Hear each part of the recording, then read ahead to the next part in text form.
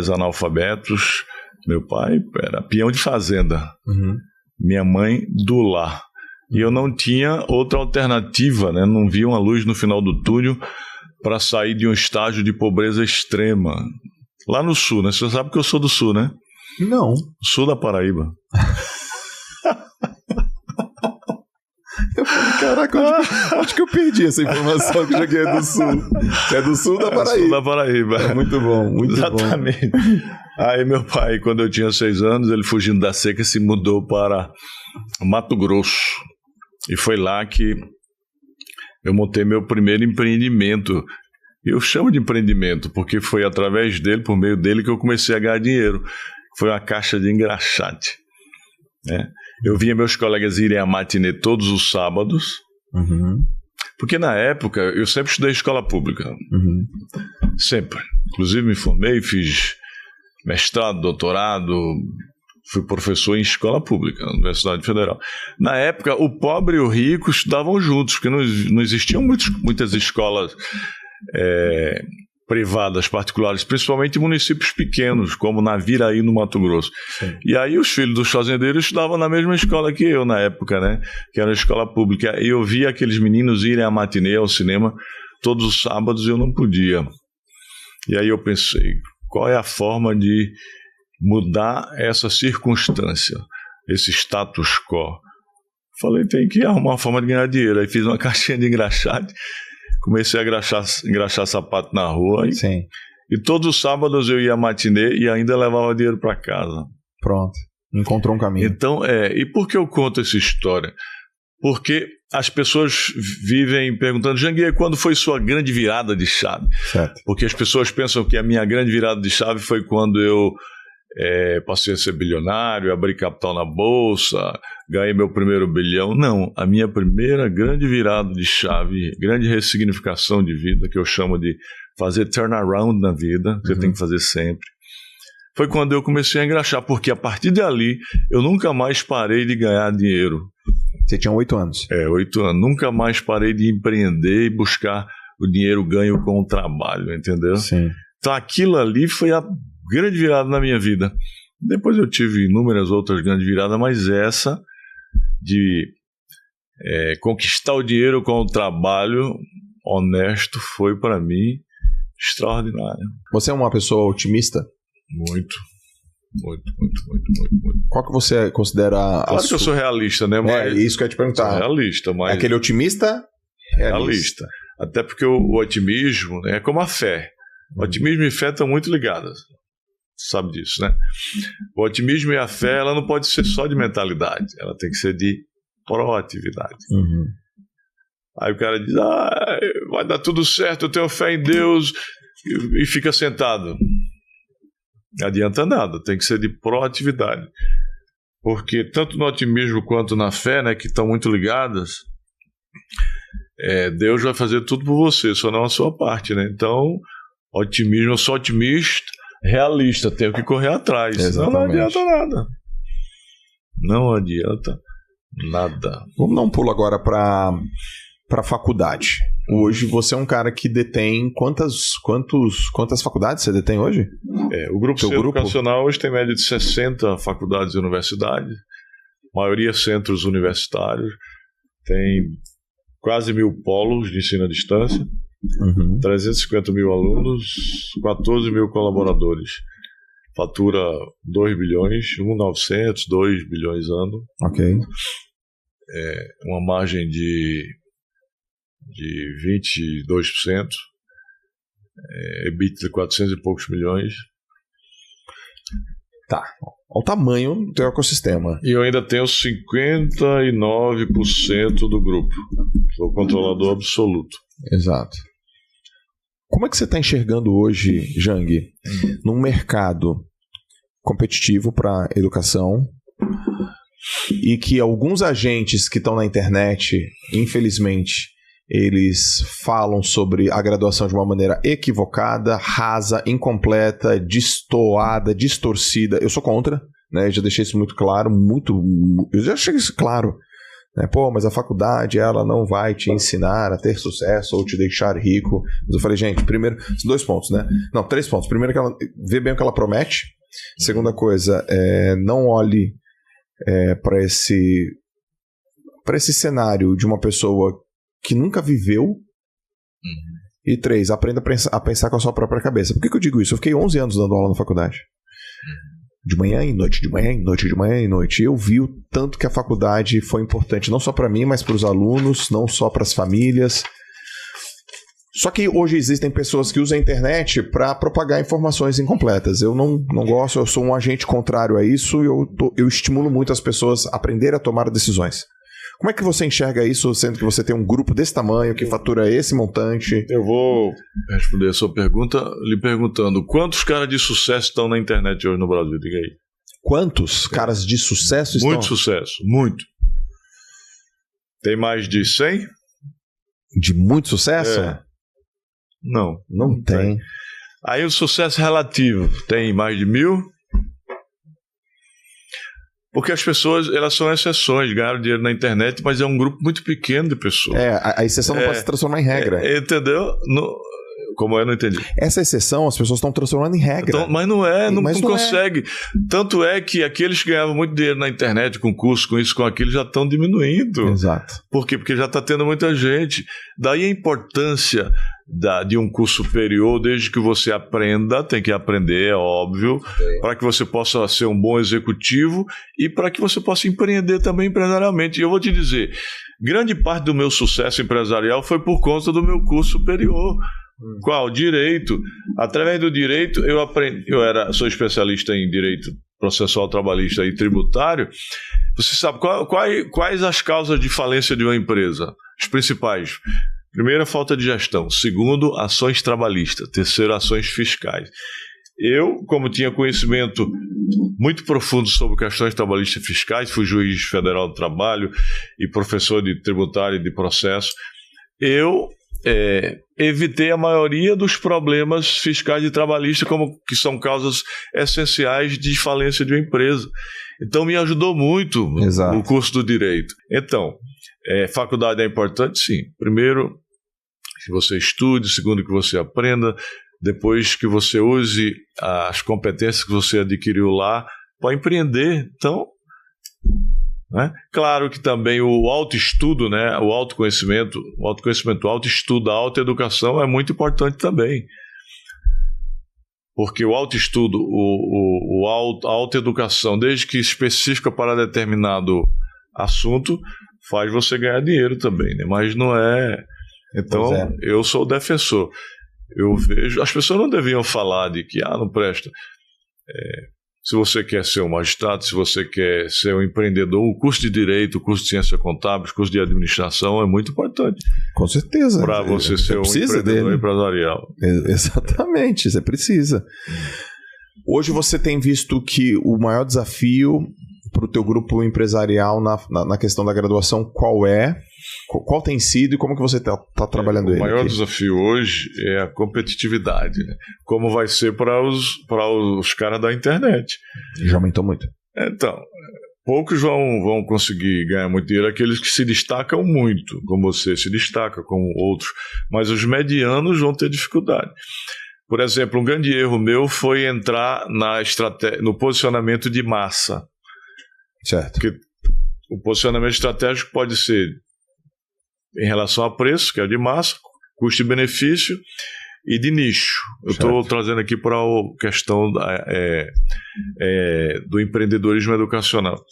Eu era custo e benefício, preço alto, benefício bom, qualidade, só que as faculdades começaram a criar muitas faculdades, preço baixo, e eu fui entrar nessa guerra de preço de massa com a Estácio e com a Croto. Foi o meu grande erro.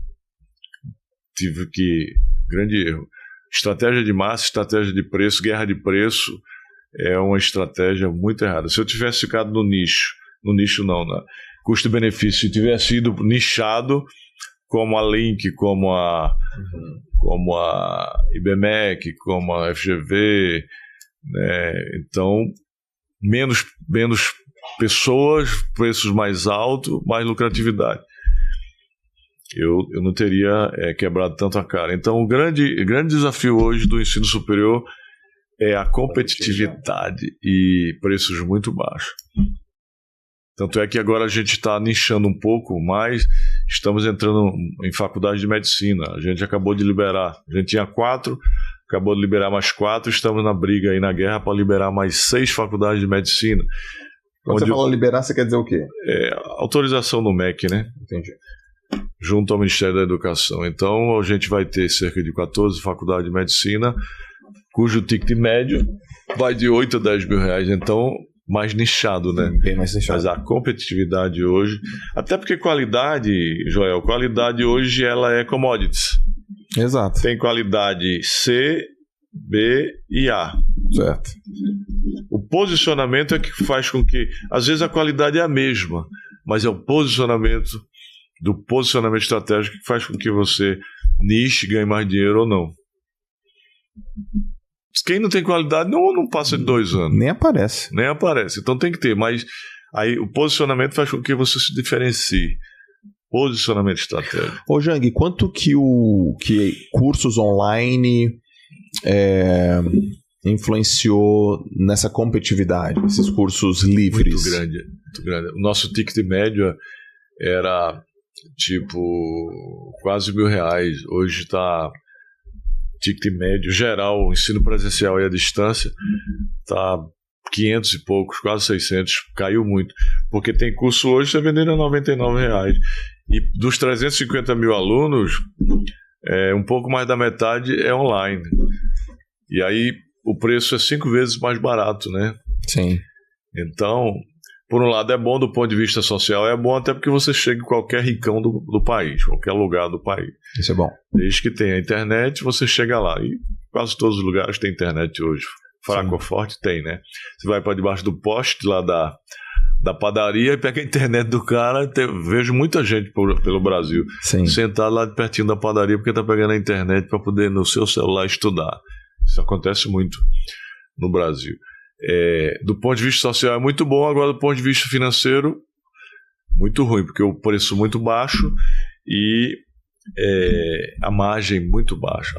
A nossa margem no início, antes do ensino à distância, chegou a ser 35%. Uhum. Hoje a margem está 21%, por conta da diminuição do preço, né? Do preço do ticket. Porque o fato de ter a possibilidade de fazer online, tem a possibilidade de escalar, né? Um grupo chega em muito mais pessoas. Como é que está o perfil hoje do aluno? Como é que ele está chegando na faculdade? Ele está querendo o quê?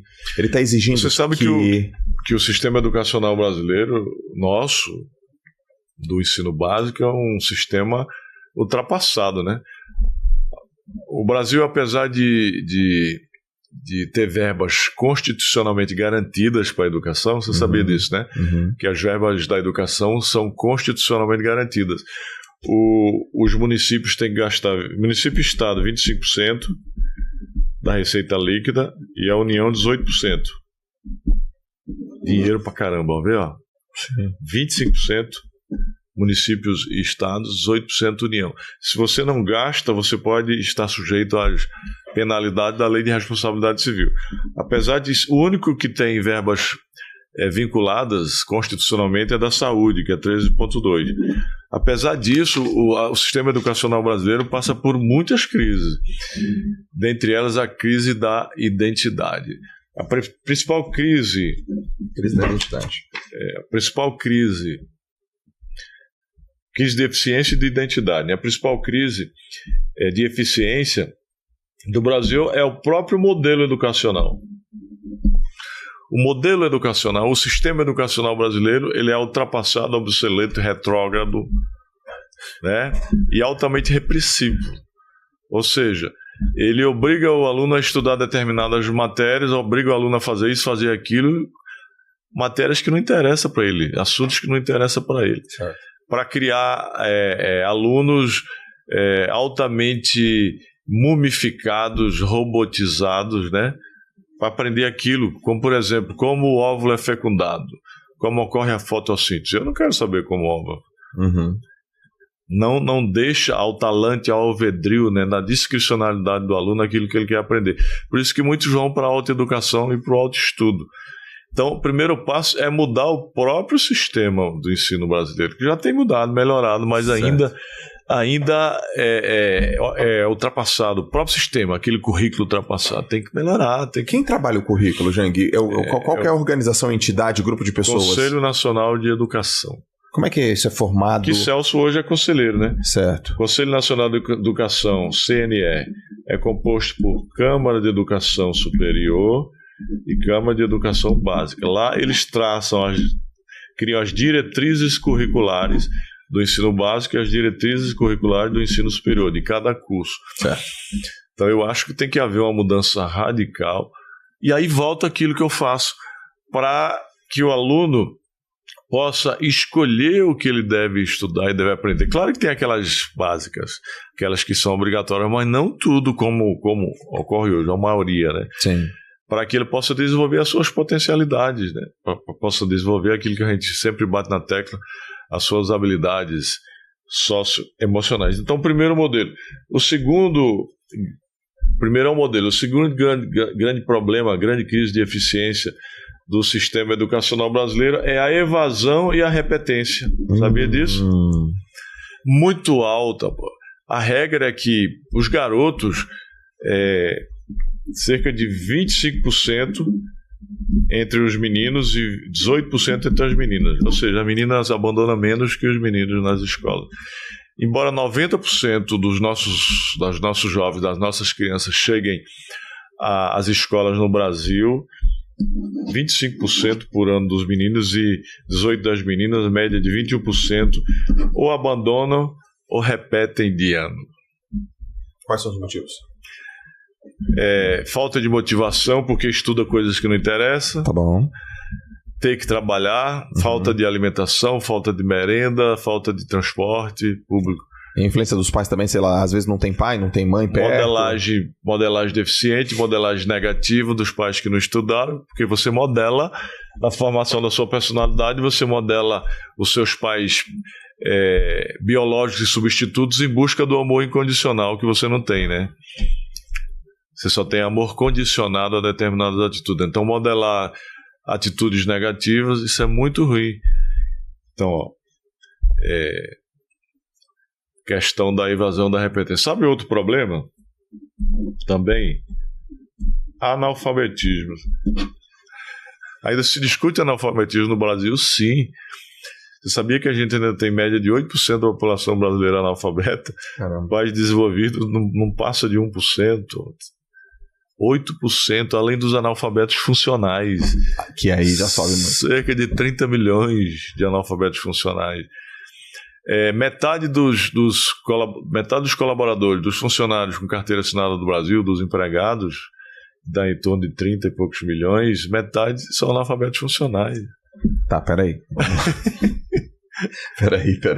Metade dos colaboradores de carteira assinada no país são analfabetos funcionais? Metade, 15, 16 milhões, são analfabetos funcionais. Até leio uma palavra, mas não compreende. Caramba, isso é muito. Você sabia que alunos até a quarta série, isso é científico, depois você pode pesquisar. Sim.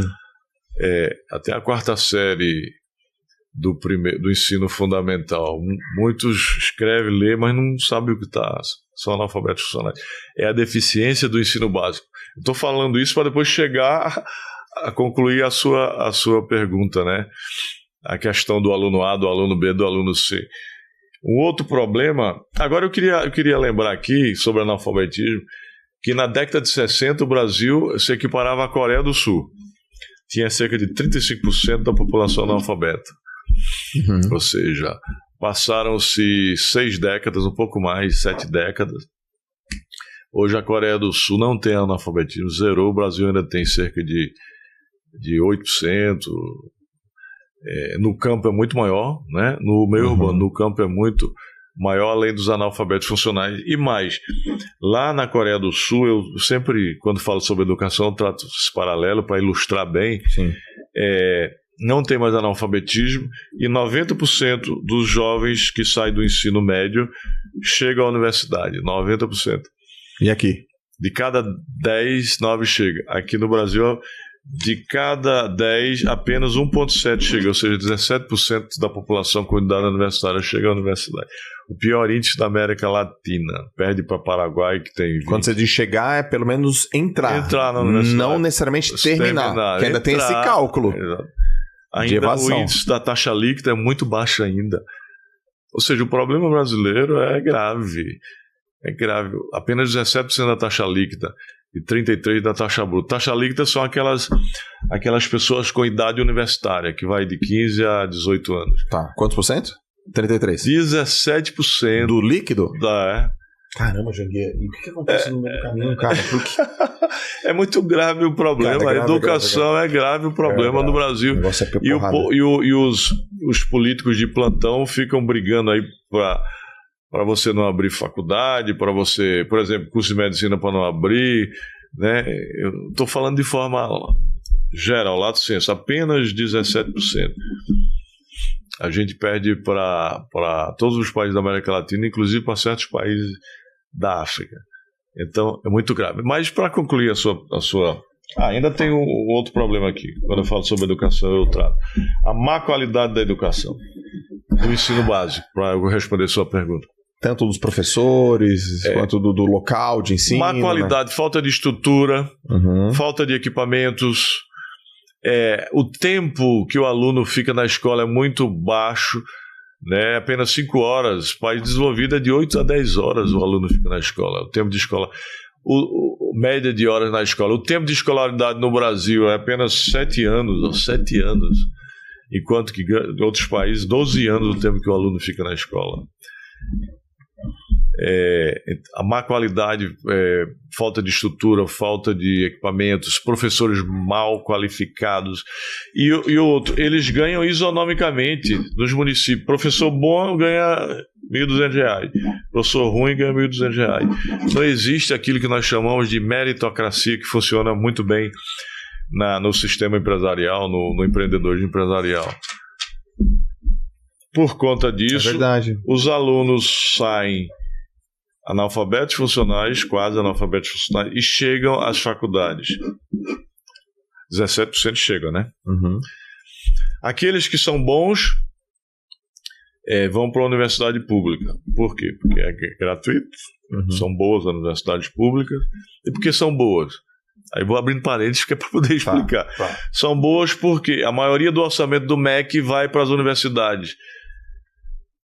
80% do orçamento vai para a universidade e apenas 20% para o ensino médio, que é uma verdadeira desproporção. Além do mais, as faculdades públicas, os alunos ricos vão para lá e não pagam nada, em virtude do princípio da gratuidade do ensino público. Então, os alunos bons, que são poucos, conseguem ir para esses 17% nas universidades públicas. Os medianos faz um Enem bom, aí vão pegar, através do ProUni, uns cursos bons nas faculdades privadas, né? Certo. Baixando. Os mais baixos, eles têm uma nota razoável no Enem, aí vão pegar cursos de baixa procura, como letras, pedagogia, licenciatura. Porque os outros das federais, já foram selecionados por os alunos bons. E aqueles outros, quarta classe, que não tem notas boas no Enem, o que vai acontecer? Vai ter que trabalhar para ir pagar uma universidade privada. Ou seja, o pior... Invertido. Invertido. O pior. Aí o que acontece? Você pega um aluno lá na sua faculdade D para tentar transformá-lo em B. Poucos A aqui, esse A aqui bons, poucos eles vão para a FGV, para o IBMEC, para o INSPER, né?